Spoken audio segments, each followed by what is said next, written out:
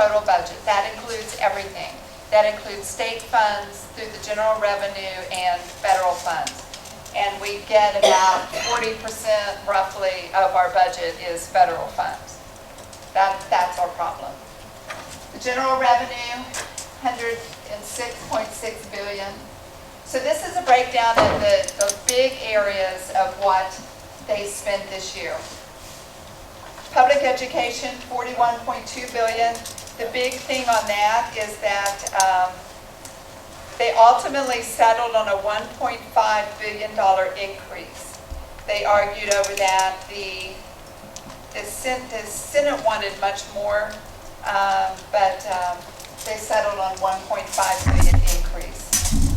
Higher education, 19.9 billion. Now, both chambers proposed increasing this funding by more than 5%, but then they agreed to bump it by 7.5. Why not? But the increase was a result of both higher enrollment and higher per student allocation from the state. In both chambers, most of the increase comes from general appropriations. Lawmakers also put $40 million into the governor's University Research Initiative, a new fund created by Governor Abbott to attract top researchers at our public institutions. Is that included in that 209? Yes. It is. Yes. This is just the breakdown I'm going through. Medicaid. Medicaid is something that we really don't have a lot of play with. It's one of those expenses that it eats up part of our budget right off the top. So 61.2 billion. The allocation provides health insurance, of course, for the state's poor and disabled, and they estimate 61.2 billion over the next 2 years. But I can tell you, it will be a lot more than that because every year we have to make up the shortfall. They say it's significantly less than either chamber originally predicted because funding does not take inflation into account. And so again, in 2 years, we will have to do a supplemental to make it up. Primary care doctors came up with nothing to show for their efforts to boost Medicaid payments. And on the other hand, rural and safety net hospitals saw a boost in their outpatient payments. All right. Transportation, we worked really hard to try to get rid of the toll roads and to move diversions from the sales tax for vehicles, for gasoline, tax fees that you pay when you renew your registration. We want those had been diverted away from transportation, and so we fought very hard, and we did get some of those moved back, which is helpful. But we still have toll roads, if you haven't noticed. Okay, tax cuts, 3.8 billion. It's kind of odd to see. I'm sorry, we're sitting here and you can't even see that. All right, anyway, it's kind of funny that we have an expense for tax cuts, right? Yeah, it's kind of a... Somebody has to pay for it.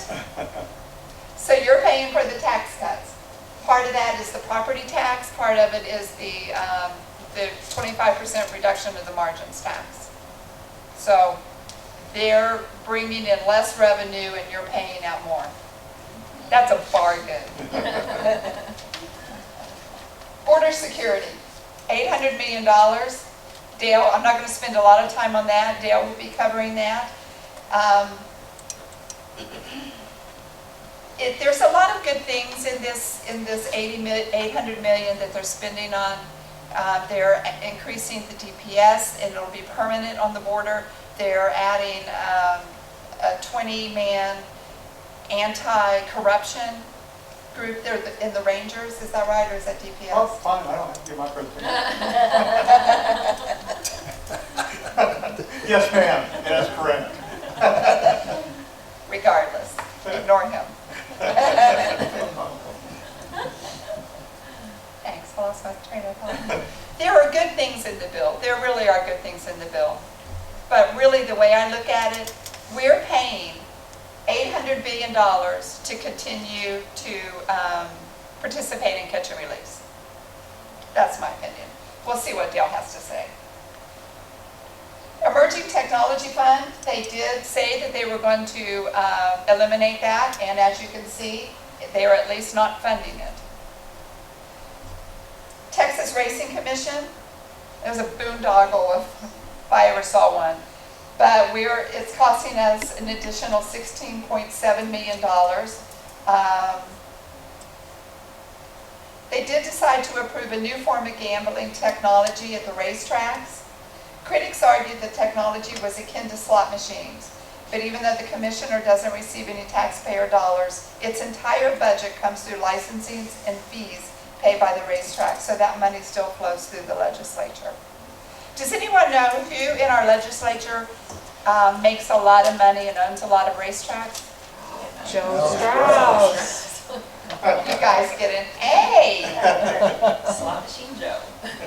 All right, correctional officer pay, $188 million. Department of Criminal Justice has requested a 10% pay raise for thousands of correctional and parolee officers to address retention issues. Lawmakers eventually agreed on an 8% increase. And many people in the grassroots that have a lot of knowledge about this tells me that they have really gone a long time without any kind of pay equity. So I guess if we can afford it, it's all good. Mary, who did you say was gonna get that correction?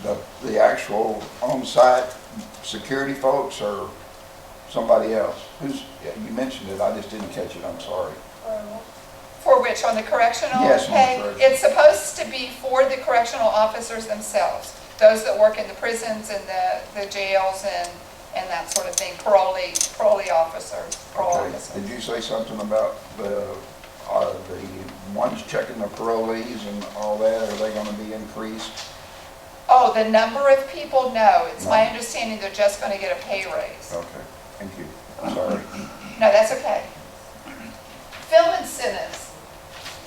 Did you know that we pay to bring the movie industry into Austin? Yeah, $32 million. Abbott's office had called for designating at least $70 million and ideally $95 million. So at least we stuck it under $20 million. I guess that's our part of our tax. Anyway, savings. Sex offender housing, $24.4 million. The Office of Violent Sex Offender Management, responsible for supervising and treating sexually violent predators, doesn't have space to house sex offenders being released from prison. Why do we house them if we're releasing them? Can anyone answer that? They don't, once we release them, they have to have a place to go. And they So have like to a have halfway jobs, house? but because they're registered sex offenders and because there's so many places they can't live, generally it's kind of considered as a halfway house or an initiation back into society for a limited period of time until they can establish some kind of residence or income. But I would recommend California.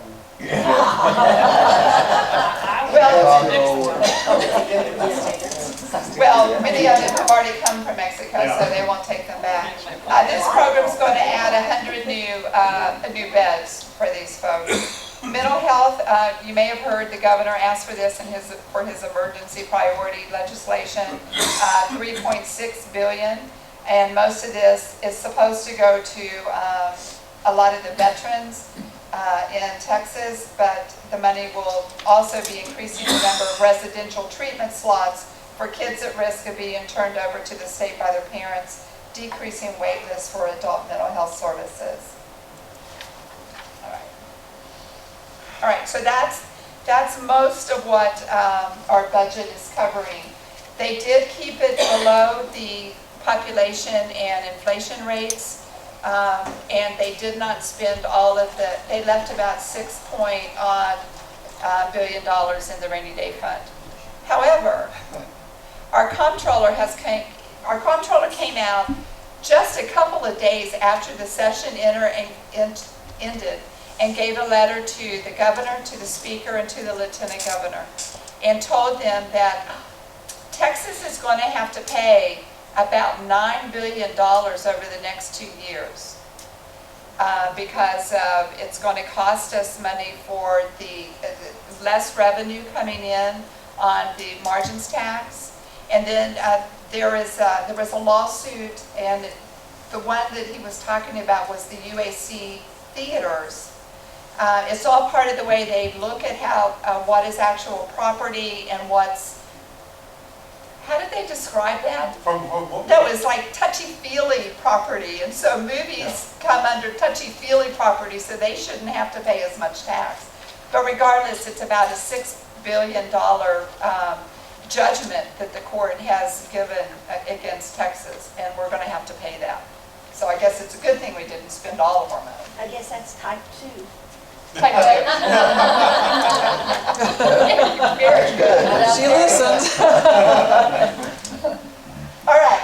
I was talking earlier, you know, when there are shortfalls in the budget, the second budget that they always pass is their supplemental. And they have to make up the shortfalls from the previous session. And so this year, it's costing us,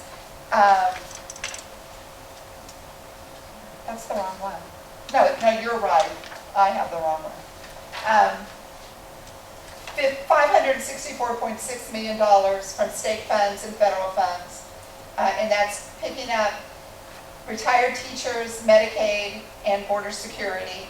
And that border security came out of the DPS office budget, and so they're giving that back to them. But as you can see, they always underestimate Medicaid. And these retired teachers, I mean, this is a group that's been around a long time. So they could have shored up their retirement over the last few years rather than waiting and doing it all at once. That's a pretty big hit for 1 year. All right, the next slide. Wait, go back.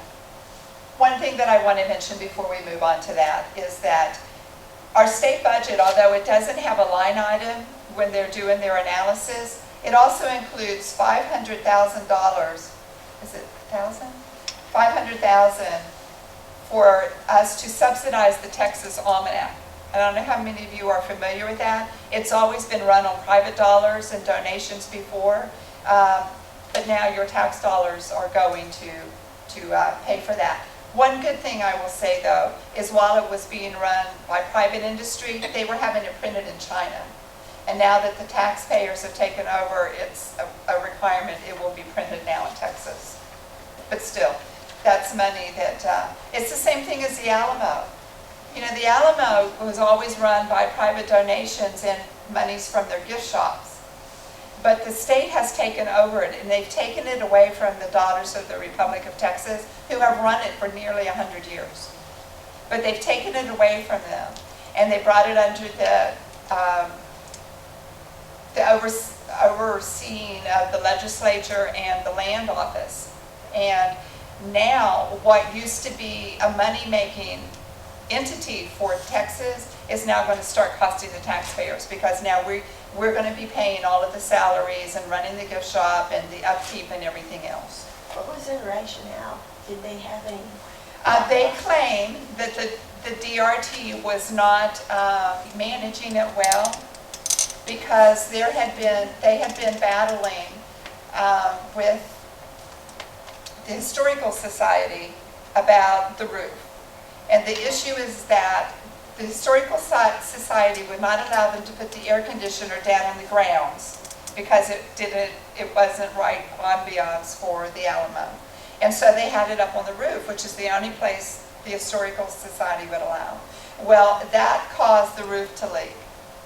And because of that roof leak and the problems with the Historical Society not allowing them to make the repairs, not allowing them to make the changes, the legislature, and at the time was Jerry Patterson, and now George P. Bush is continuing the assault, came in and took it away from the DRT, claiming that they were not managing it well.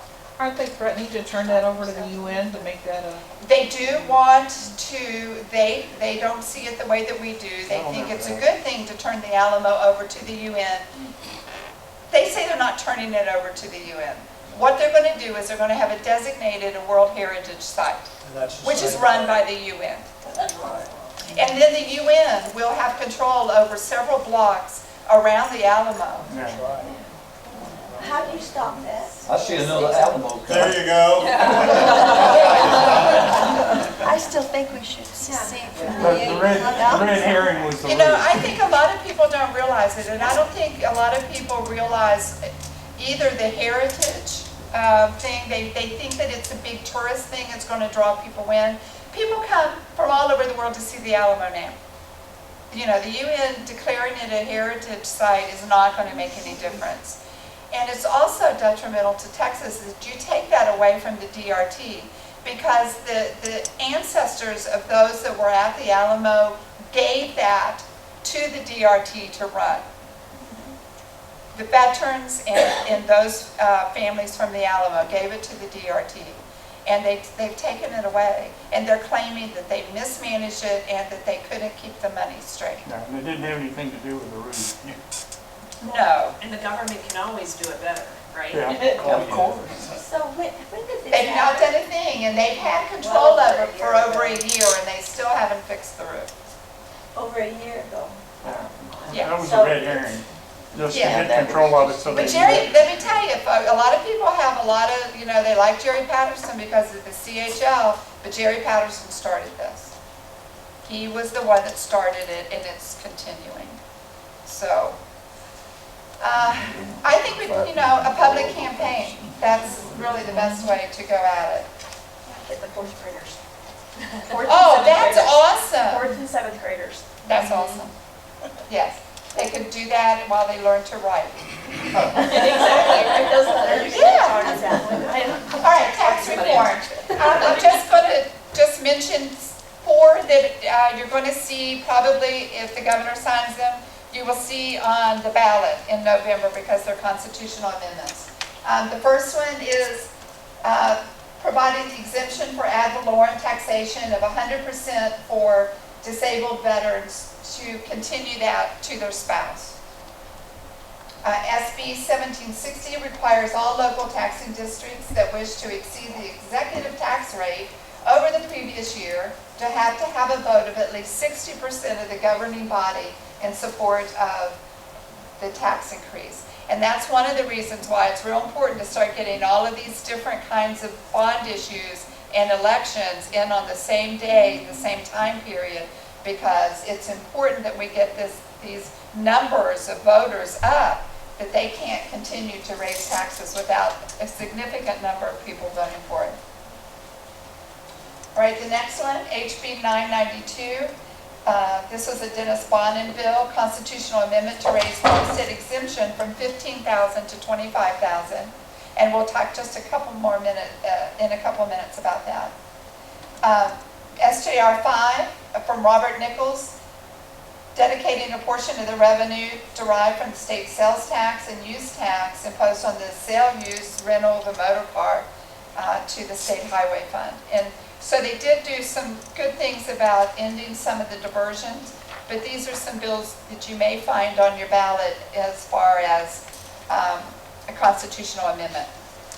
All right, the thing that I wanted to bring up about the homestead exemption, I mean, it's great. We're all happy to have that increase. And on average, that's going to be about $125 annually savings for you. However, however, no one did anything about the appraisals, the caps. No one, they did not work on the caps. They didn't solidify any of that. They didn't enforce it. And so, on average, well, actually, let me tell you this. Montgomery County ISD is among the few with a net savings. Guess how much on average, their citizens will save in Montgomery ISD? $4.50. Almost $12. Harris County is going to be hit very hard. Galveston County is being hit very hard. On average, you're going to have an increase in your bill of $50-some on average. And, So when they're out there telling you what an awesome job they did cutting your taxes, don't let them get away with it. because they didn't complete the job and deal with the appraisal districts. Because they can cut property taxes as far as that goes, but then everything else coming in that keeps adding to your tax rates, they're still going up. John? Yeah, I just wanted to say, for those that live in Galveston County, as you know, our gentleman that was in charge of the appraisal district retired. They brought in a new gentleman to run that. And the first thing he did was totally wipe the computers clean, which took their history and record of everything that you had ever talked about or done to your house off the books. And there's 90,000 houses in Galveston County that are going to have to be reappraised, and some of them, well, let's just take our tax collector assessor, Cheryl Johnson. Her house went up in value, according to them, over $100,000, and there's several houses that have gone up much more than that.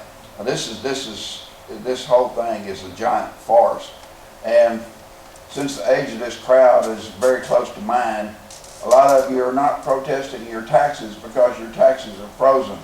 But you need to think about the fact that once they are going to go ahead and appraise it, and it may stay as long as you live, but when you get ready to sell that house, you're going to find out that those taxes have been raised, and now that's going to eliminate a certain percentage of buyers from being able to afford your house.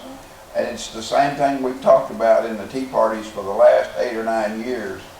You are a permanent tenant of the state of Texas paying property taxes.